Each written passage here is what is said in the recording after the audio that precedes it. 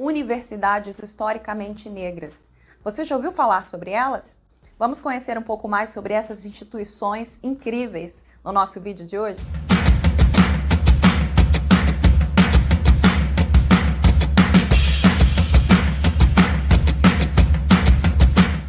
Eu já visitei algumas universidades historicamente negras norte-americanas e acho muito interessante falar um pouco sobre esse universo que é desconhecido para o Brasil, no Brasil.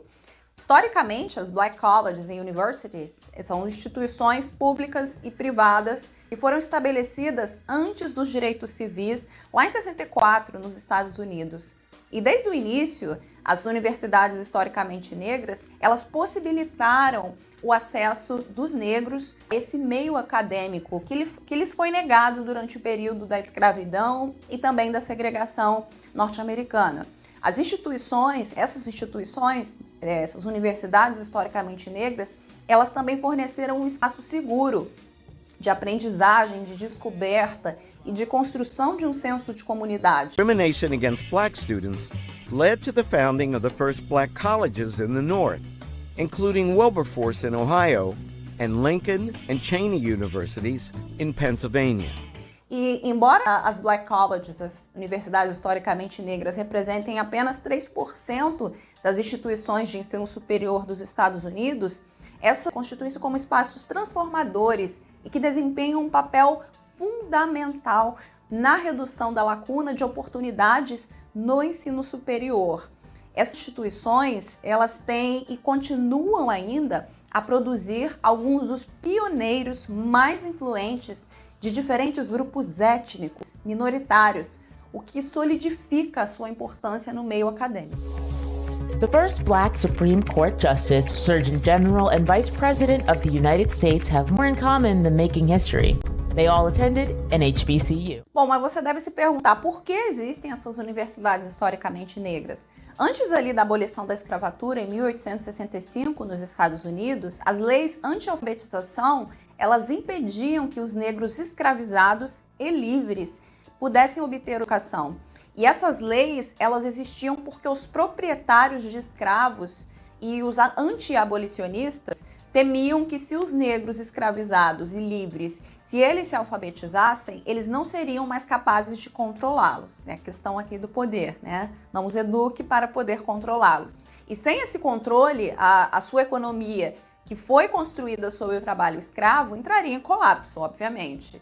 Embora pessoas de cor livres, as pessoas negras livres pudessem frequentar as universidades brancas em estados que aboliram a escravidão, elas ainda enfrentavam racismo nesses espaços e discriminação evidente por parte dos seus pares brancos.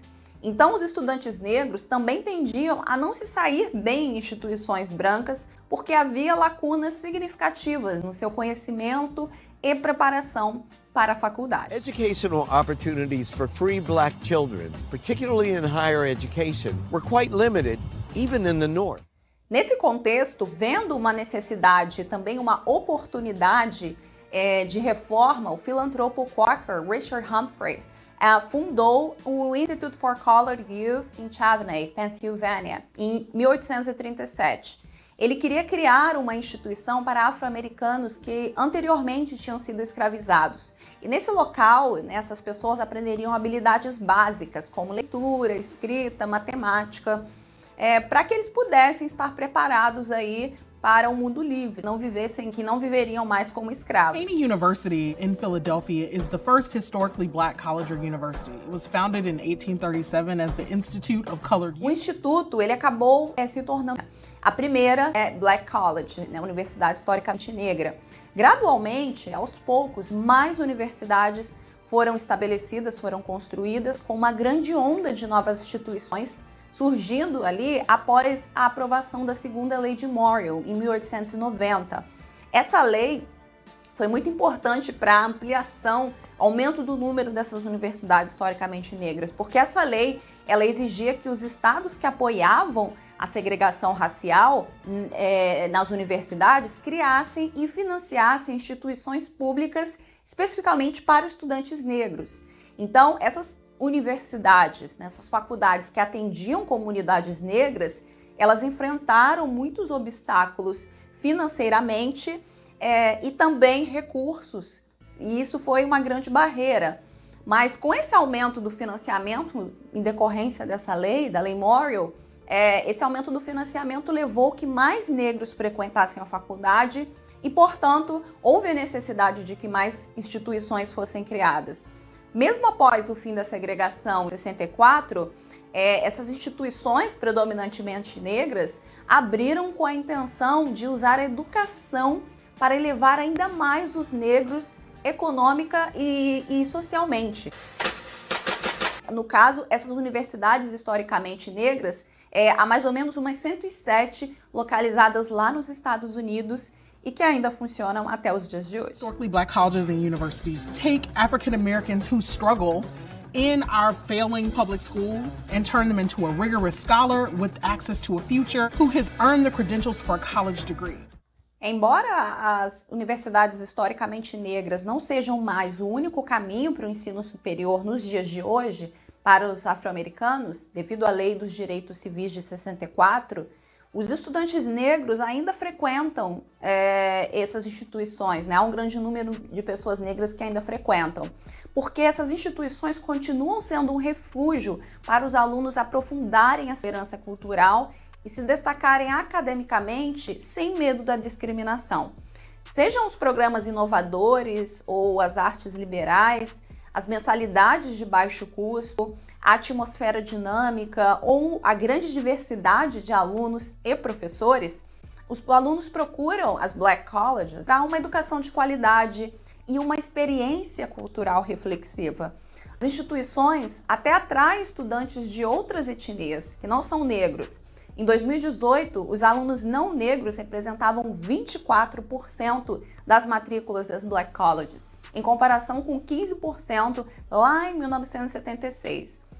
Então, a crescente matrícula de alunos com diversidade étnica, religiosa e cultural nas Black Colleges incentiva o governo federal a respeitar e também a investir nessas instituições.